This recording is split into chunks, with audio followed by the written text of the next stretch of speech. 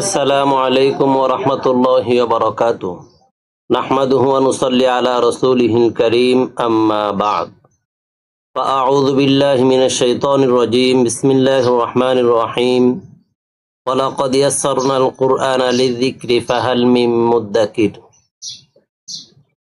আলহামদুলিল্লাহ, আমরা ধারাবাহিক শব্দে শব্দে কোরআন কারীমের অর্থ দিয়ে আসছি। আজকে আমরা আলোচনা করব সূরা ইখলাস এর শব্দের অর্থ। তো শুরু করব আমরা আউযু বিল্লাহি মিনাশ শাইতানির রাজীম থেকে। আউযু অর্থ হলো আমি আশ্রয় গ্রহণ করছি, বিল্লাহ আল্লাহর কাছে, মিন থেকে, আশ-শাইতান ইবলিস শয়তান এবং তার সহযোগী যারা আছে, আর রাজিম অর্থ বিতাড়িত। আউযু বিল্লাহি মিনাশ শাইতানির রাজিমের শব্দের আরো কিছু আলোচনা আমরা সূরা নাস এবং সূরা ফালাক এর আলোচনা করেছি। যাদের আরো বেশি জানার ইচ্ছা আছে তারা সূরা নাস এবং সূরা ফালাকের আলোচনা দেখতে পারবেন। তা আমরা এখানে আর বেশি আলোচনা করতেছি না, একসাথে অর্থ তুললে আমরা এইভাবে তুলব, বিতাড়িত শয়তান থেকে আল্লাহর কাছে আশ্রয় গ্রহণ করছি। বিসমিল্লাহির রহমানির রহিম। বিসমি অর্থ নামে, আল্লাহি অর্থ আল্লাহর, আর রহমান অর্থ পরম করুণাময়, আর রহিম অর্থ অসীম দয়ালু। তো বিসমিল্লাহ সম্পর্কে অনেক আলোচনা আছে, শব্দগুলা কিভাবে হয়েছে বা অর্থ কিভাবে তুলবো সেগুলো আমরা সূরা নাস এবং সূরা ফালাকের আলোচনা করেছি। যাদের আরো বেশি জানার ইচ্ছা আছে তারা সূরা নাস এবং সূরা ফালাকের আলোচনা দেখতে পারবেন। বিসমিল্লাহির রহমানির রহিম এর একসাথে অর্থ তুললে আমরা এইভাবে তুলবো, পরম করুণাময় অসীম দয়ালু আল্লাহর নামে।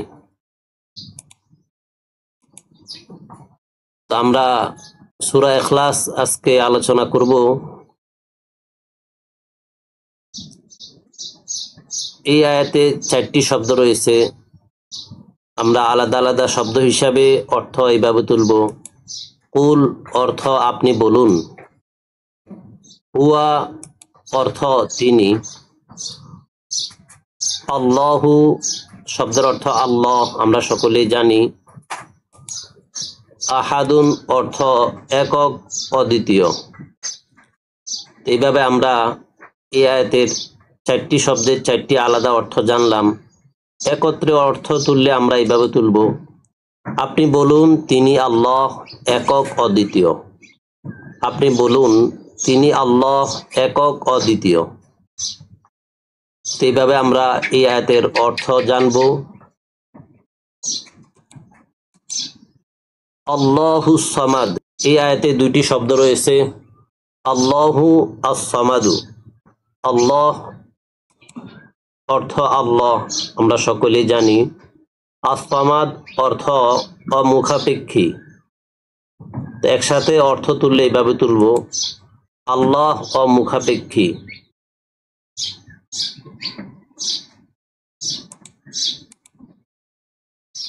এতে আমরা 3টি শব্দ পাই, লাম ইয়ালিদ একটি শব্দ, ওয়াও একটি শব্দ, ওয়ালাম ইউলাদ একটি শব্দ।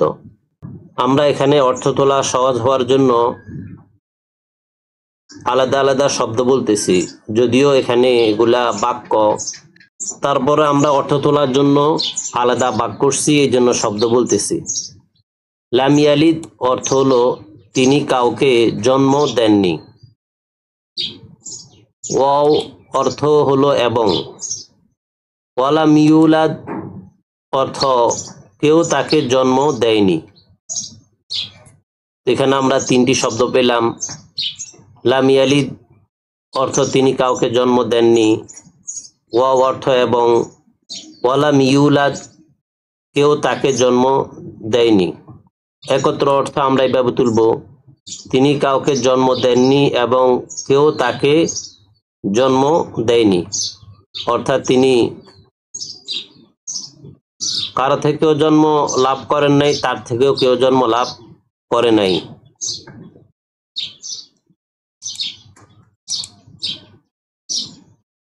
ওয়ালাম ইয়াকুল লাহু কুফুয়ান আহাদ, এখানে আমরা কয়েকটি শব্দ পাই। ওয়ালাম ইয়াকুন লাহু কুফুয়ান আহাদ, কয়েকটি শব্দ পাই, তা আমরা আলাদা আলাদা ভাবে তুলতেছি অর্থ। তা আমরা এখানে অনেক সময় শব্দের অর্থের সুবিধার্থে শব্দগুলাকে ভাগ করা হয়েছে, যদিও এখানে একাধিক শব্দ একত্র করে একটি শব্দ ধরা হয় বা শব্দ বলি, অনেক সময় এগুলা বাক্য হয়ে থাকে। তা আমরা অর্থ তোলার সুবিধার্থে এভাবে বলতেছি। ওয়ালাম ইয়াকুন অর্থ হলো এবং নেই, অর্থাৎ ওয়া অর্থ তো এবং আমরা জানি, লাম ইয়াকুন অর্থ হলো নেই, লাহু তার অর্থাৎ তার জন্য, কুফুয়ান সমকক্ষ, আহাদুন কেউ। এভাবে আমরা এই আয়াতের চারটা অংশে চারটা অর্থ জানলাম। ওয়ালাম ইয়াকুন এবং কেউ নেই, লাহু তার, কুফুয়ান সমকক্ষ, আহাদ কেউ। একত্রে আমরা এই আয়াতের অর্থ এইভাবে তুলব। তো একত্রে আমরা অর্থ এইভাবে তুলব, এবং তার সমকক্ষ কেউ নেই, এবং তার সমকক্ষ কেউ নেই।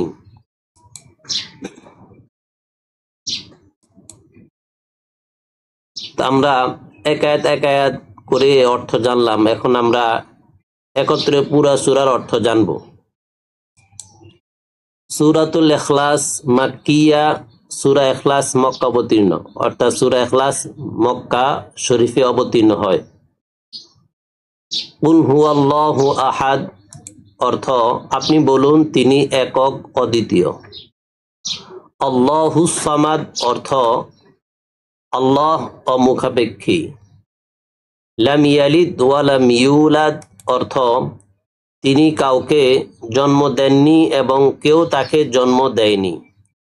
ওয়ালাম ইয়াকুল লাহু কুফুয়ান আহাদ অর্থ এবং তার সমকক্ষ কেউ নেই। আমরা এখান থেকে পুরা সূরার অর্থ দেখব, শিখব, আলাদা আলাদা ভাবে আমরা আলোচনা করছি। তো ইনশাআল্লাহ আমাদের ভিডিওগুলা শেয়ার করবেন, কমেন্ট করবেন, লাইক করবেন, এবং আমাদের পরিচিত জন যারা আছে তাদেরকেও এই ভিডিওগুলা দেখে কোরআন কারিমের শব্দের অর্থ শিখার জন্য দাওয়াত দিবেন, সহযোগিতা করবেন। ইনশাআল্লাহ সকলে এই ভালো কাজের সাথে শরীক হওয়ার চেষ্টা করবেন। আল্লাহ সুবহানাহু ওয়া তাআলা আমাদেরকে পবিত্র কোরআনুল কারিমের অর্থ বুঝা, জানা, আমল করার তৌফিক দান করুন। আমিন।